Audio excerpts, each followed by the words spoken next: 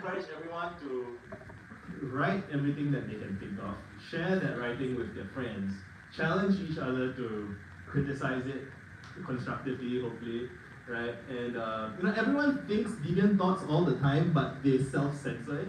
Like, one of my favorite phrases is, if you ever think someone isn't creative, look at their excuses, right? Because most human creativity is spent suppressing human creativity, because creativity leads to deviance, and deviance is punishable by social regulation. So, again, you need friends, you need allies, you need people who encourage you to be deviant and support you, allow some social transgression in some domain. People who will still love you when you write a 900-page novel. It's not obvious sometimes when people don't do deviant shit because they know at the back of their minds or in their guts somewhere down here that, oh, if I do deviant shit, people will call me a deviant. And there's this great meme of Rudolph the Red-Nosed Reindeer, and it says, deviance from the norm will be punished unless it is profitable or it's valuable, right? Again, deviant is... you get my frustration. So yeah, the more people understand how deviance works, and I'm not saying go out and do deviant shit, because that is telling people, you have to prepare people. And again, so the thing with the hero's journey is that you don't just, and I think the latest iterations of the hero's journey are kind of Disney-fied and oversimplified, whereas if you go and read Campbell's book, for example, he talks about how, there's always these stories of the threshold guardians and the people who are not ready, not savvy, not dynamic enough, not able to navigate the challenges of being deviant, of leaving the ordinary world. They die, they get killed by, you say it's a metaphorical death or whatever, but when you try to be deviant and you don't have a strategy for how you're going to deal with social regulation that comes from that deviance, you will be punished and you will be destroyed. It's to be dramatic about it. In practice, it's probably not that bad, but probably to the gut brain, social brain, that is bad enough. That is basically the reason why we don't have just unyielding new greatness year after year after year. It's we do have great conversations, great books, great whatever, but why not 1,000 times as much? And it's my belief is that it's basically that deviance is punishable by social regulation, and Miles Davis's team, his crew, his band, a lot of young guys, they said that they described him as a chief laboratorian.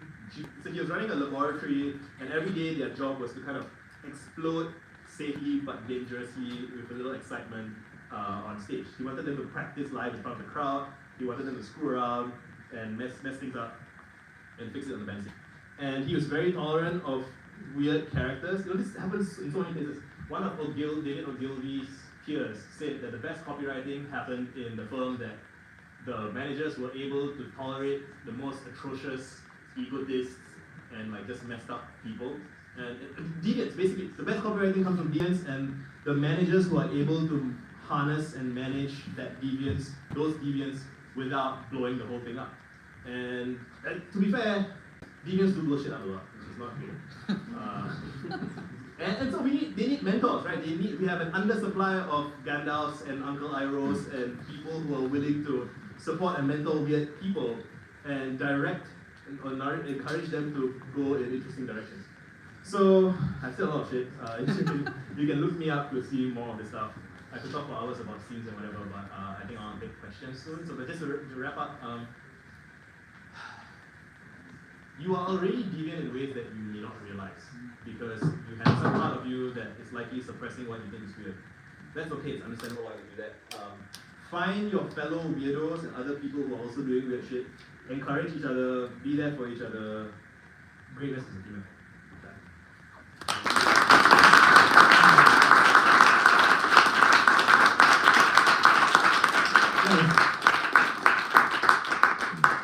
Completely improvised. I'll take questions. Anyone can. So it sounds like one problem is that you have to tolerate bad, negative deviance before you can get any good ones. But it sounds like maybe there's another problem of sometimes you can't tell a difference, with wash your hands and and that's sort of something that's confused me. Something that seems so obvious in retrospect. Why do people not accept it at the time? And so, do you have any thoughts on how we can get better at recognizing good deviance when we see it? Before I even answer that, I want to say that so I'm in America now for the second, third time, and I have an essay on the right about how the secret of America's success is the willingness to tolerate cringe and stupidity. Because to get maverick geniuses, you have to tolerate the most disgustingly cringe memes, for example. Americans tolerate that to a degree that like British people don't. Like have you seen those memes of like Joe Biden hugging, like just not almost like random politicians? You know, it's like you turn your politicians into action figures, and then, but then, you know, and other countries laugh, they're like, haha, why, you know, like, look at these dumb Americans, and then, wait, why are my kids playing with American action figures? And why is my son dressing up like Spider-Man and Captain America? And that's basic, you know, it's all that. Anyway, you're asking, how do we, that's what I say I want to write. How do we tolerate, how do we get better at getting people to like watch the ads, basically? Like, when recognizing that, yeah. It's very difficult. It's basically a political problem, and the problem is that the guy who figures out, hey, we should wash our hands, is the kind of, you know, like Martin Luther, for example, the guy who pinned 95 Thesis. Like, if you read about his life, he was so disagreeable. He's the kind of guy that would, you know, like open, like, I'm thinking of Axl Rose now. Like, Axl Rose once had an argument with someone in the car, and he opened the door and got out of the car while he was driving because he just didn't want to talk. And Martin Luther was also like that, I think. And the kind of guy that says, hey, the entire medical establishment is wrong, is also that kind of guy. And these people are not very interested in the concept of savvy. Right? They're not interested in, oh, I should present my findings in a way that flatters the ego of the right person who will then bring it to whatever, blah, blah, blah. I think, again, so my answer to everything is friends. And I think that I would like every deviant, weirdo, disagreeable MF to, if you're not going to become savvy, at least please have one savvy friend. Have one savvy friend that you can go to who will, you know, tell you to, hey Galileo, don't publish that just yet. You know, he did. The guy was Mersenne. Marin Mersenne was encouraging Galileo to publish, but you know, be sensitive. You know, yeah, there's a lot of stuff like that. But so basically, my answer is friends. I think that's I don't know if you can do better than that. Just disagree with people, and they won't listen. You know, like that's the thing. So yeah. Any other questions? I think you're doing it again. Can you continue to like expound on some practical filters for identifying positive deviance? Practical filters for identifying positive deviance. My favorite thing to look out for is always, does the person already have a published body of work? Which I don't know if it necessarily like picks the absolute best deviance, because probably the absolute best quote-unquote deviants are like invisible, so we have to go with, you know, like talent spotting is an annoyingly difficult problem because the best talent is so deviant and weird they can't even look at you in your face and speak to you, so you have to find them like in a lounge somewhere, in a like, and I can tell you the story of Losef, who was like the guy who invented LEDs like 20 years before the rest of the world, but like he just couldn't, he's like socially awkward, so like the world didn't get LEDs. If only Losef had like a friend, you know. But really, like I consider my life's work to be encouraging people to make clusters of friends, so that when a guy who is like 20 years ahead of a field exists, like we can kind of like bring him into one of our folds and like, you know, and nurture, support, encourage, and try and bring them to wherever. But like, yeah, how do you find positive deviance? You just gotta look for, I mainly look for people's blogs and tweets and like, again, it's like you can't really know for sure that it will be positive, so just look for people who are prolific, look for people who are like who are doing their own thing in some way. And so it might be like they're making films or they're just doing some strange shit without any, and my ex-boss Dinesh would say, look for people who are working without any social incentive to do so. So like they're like, I know this guy, Theo Alida, who's like Romanian, and he has like the most extensive collection of Singaporean housing flats, like land, like floor plans. He's a Romanian guy. Why is he obsessed with Singaporean HDB floor plans? I don't know, he's a deviant. And that's the kind of shit I try to look for, because those people will, and you can see from like the way he replies to people's comments, when people comment on his blog, he just calls them idiots. And I'm like, yeah, that makes sense, you know, given like you connect the dots, so like the kind of person that does X is the kind of person who also does like X1. I don't know if that answers your question. I'll try and write about it.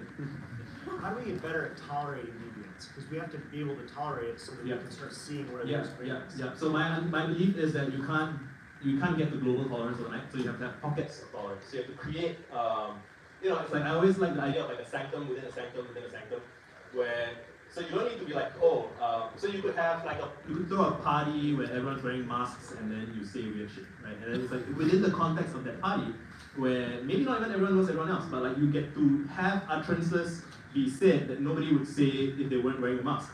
And now you have that like communal shared knowledge of, oh, some people are thinking these things, and I think, yeah, I would encourage people to do more mask parties or like. Yes, I just wanted to ask you, what's the most deviant or risky thing you've done? Most deviant thing I did, I think, was getting married at 22 to my first girlfriend. It's like my entire social environment was against it. My friends told me I was an idiot. My family told me I was an idiot. My wife is trying to get something I'm we've been married 10 years now, and like so like people ask me what's your weirdest life advice. I'm like, marry young. They're like, oh, but that goes badly most of the time. But yeah, but you're smart, no? You can figure shit out. Like, talk to your partner. Communication. It's a solved problem. I don't know why it's I don't know. I can't understand why. But that's probably number one most deviant thing I did. Number two is probably just leaving my job to tweet a lot, and I figured out, when I was like 7 or 8 and I discovered the internet, it just became very obvious to me that the internet is a place you can publish. The internet is a place that you can publish for free. If you publish stuff, you can publish it to an infinite. You can and Montaigne figured this out like 500 years ago. So I don't know why people call me weird for it. But Montaigne said, if some worthy man were to find my writing, he would in like a couple of hours be able to like speed run. I'm changing the language, but speed run access to my mind and know me well. And if he likes my writing, he'll want to come and find me.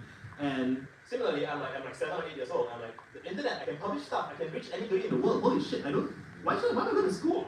Like, what's the point of going to school where you're not posting tweets? Twitter didn't exist yet, but like clearly you can use tweets, even if 99.999% of people don't like what you do. All you need is 8 billion people in the world. Okay, let's say 300 million Twitter users, whatever.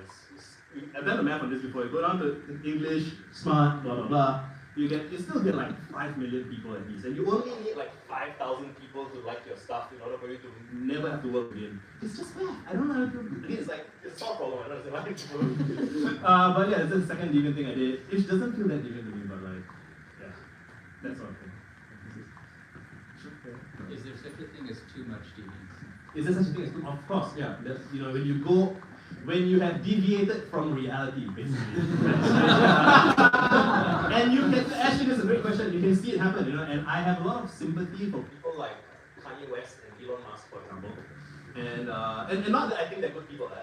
That's orthogonal to the thing. And you think about like Napoleon, for example. When Napoleon was like 10, he must have been thinking, I want to be emperor of France. And people are like, what the fuck are you talking about? Well, how can you be emperor of France? And he did it. Like, I'm emperor of France.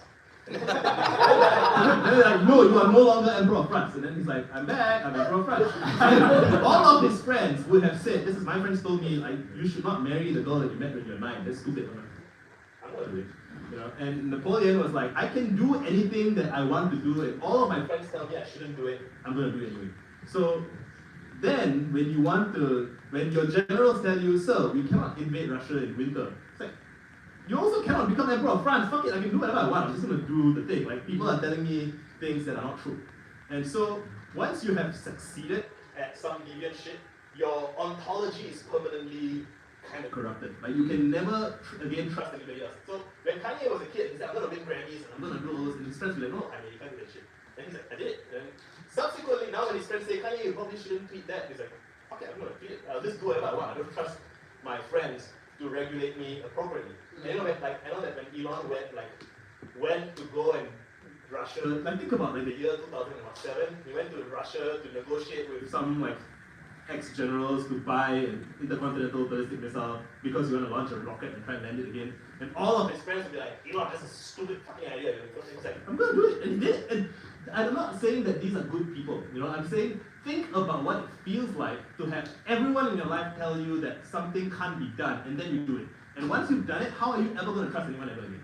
Right? Like that experience is extremely lonely, and you're probably going to like read biographies of like presidents and other like great figures to try and begin to have some sense of communion. Okay, I've talked very long. Should I answer more questions? Yeah. Okay. What's the best thing a friend has ever told you? Best thing a friend has ever told me? When I was like 20, a group of my friends for my birthday, they bought me a Starbucks gift card because they said they liked my writing and they wanted me to write more. So I would not be here today if not for like a dozen kids liking that one of their friends could write well. So they told me to keep writing, and I'm like, I will do it. I'm good, and I will not stop no matter what anybody else says, because I am gonna honor that that kind of promise. Sure. We could assume in the past that people worked in silos. Everybody, information was ubiquitous. You didn't know what everyone was doing. Now we kind of know. Things come up so fast. How do you think this will develop now that you see something's good? It's actually tricky, I think, because when things get surfaced so fast, there is a not normalization, but like you need solitude to cultivate deviance, and like if you shouldn't actually. So I am an advocate for meetups, but you shouldn't be doing meetups like every single day. Like you should meet up and then you should go off into the wilderness and do your weird shit on your own, and then come back and here's my findings, right? And so there is like this sweet spot in between the two, and I do worry that so I encourage most people to be more online, but my friends who are extremely online, I encourage them to be less online. So it's a balance, and you got to kind of yin yang figure it out. Okay, I don't want to keep talking for so long. Thank you all for listening.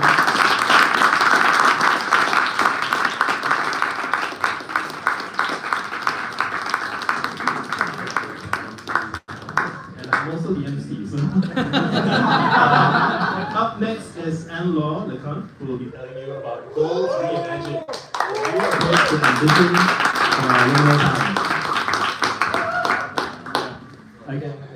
she got to get mic'd up. So I can still talk actually, right? One more question, You mentioned a lot of historical examples of greatness, but obviously the modern context is very different. We all found each other on the internet, you're on the internet. What is it that people should be doing right now in order to be great in 2023 that was never available to them in the past? That's a very good question. Tweet a lot. Write a lot, publish blog posts, record YouTube videos, so like you can hold up your phone, I've done this, you can hold up your phone and just start talking about whatever your friends have been saying, whatever's been interesting to you. You can record it, you can hit publish immediately, and then upload to YouTube forever, and people can find it for 20 years in the future, they will find it.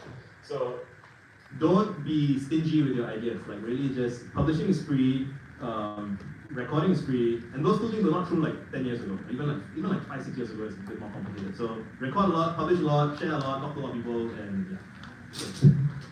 Cheers. For Anne-Laure now.